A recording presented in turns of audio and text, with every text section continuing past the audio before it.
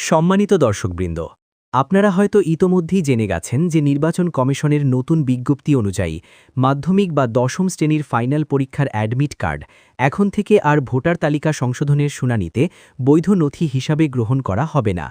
এই ঘোষণাটি গতকাল অফিসিয়ালি বিজ্ঞপ্তির মাধ্যমে জানিয়ে দেওয়া হয়েছে।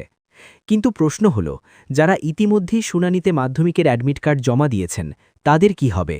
তাদের কি আবেদন বাতিল হয়ে যাবে, নাকি নতুন করে অন্য নথি জমা দিতে হবে?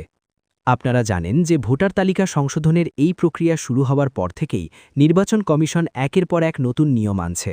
কখনো নিয়ম শিথিল করা হচ্ছে, আবার কখনো কঠিন নিয়ম জারি করা হচ্ছে।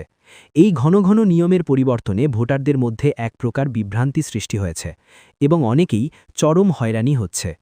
এর আগে ডোমিসিয়াল সার্টিফিকেট বা জমির দলিল নিয়েও এমন অনিশ্চয়তা তৈরি হয়েছিল। আমাদের রাজ্যের মুখ্য নির্বাচনী আধিকারিক মনোজ আগারওয়াল জাতীয় নির্বাচন কমিশনের কাছে আবেদন করেছিলেন যেন মাধ্যমিকের অ্যাডমিট কার্ডকে বৈধ নথি হিসাবে গ্রহণ করা হয়, কারণ আমাদের রাজ্যের বহু মানুষ এই নথিটিকে প্রমাণ হিসাবে জমা দিয়েছেন। কিন্তু দিল্লি থেকে আসা নতুন নির্দেশিকায় স্পষ্ট জানানো হয়েছে যে এখন থেকে মাধ্যমিকের অ্যাডমিট কার্ড আর গ্রহণযোগ্য হবে না। দিল্লির এই হঠাৎ সিদ্ধান্তে বিএলও এবং ভোটারদের মধ্যে তীব্র অসন্তোষ দেখা দিয়েছে।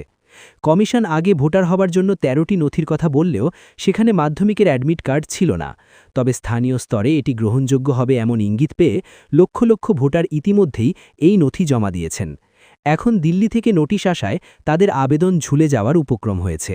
যদি কমিশন এই নিয়মটি শুরুতেই পরিষ্কার করে দিত, তবে সাধারণ মানুষকে এমন হয়রানির মুখে পড়তে হতো না। ইতিমধ্যেই অনেক ভোটারের হেয়ারিং শেষ হয়ে গেছে। এখন নতুন করে নথি চাওয়ার মানে হল ভোটারদের ফের লাইনে দাঁড় করানো। এর ফলে অনেক বৈধ নাগরিকের নাম তালিকা থেকে বাদ পড়ার সম্ভাবনা তৈরি হচ্ছে, যা রীতিমতো আশঙ্কাজনক। এই জটিল পরিস্থিতির কারণে বিএলও এবং ইআরওদের কাজের চাপ এত বেড়েছে যে অনেকেই ইস্তফা পর্যন্ত দিচ্ছেন।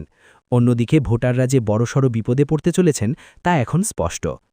এই নতুন নিয়ম সম্পর্কে আপনার ব্যক্তিগত মতামত কি? আপনি কি মনে করেন এতে সাধারণ মানুষের ভোগান্তি বাড়বে? অবশ্যই কমেন্ট করে আমাদের জানান। ভোটার লিস্টের এই জটিলতা নিয়ে কমিশনের পরবর্তী পরিকল্পনা কি হতে চলেছে, এই গুরুত্বপূর্ণ তথ্যগুলো নিয়ে আসছি আমাদের পরবর্তী ভিডিওতে। চোখ রাখুন আমাদের চ্যানেলে। ধন্যবাদ।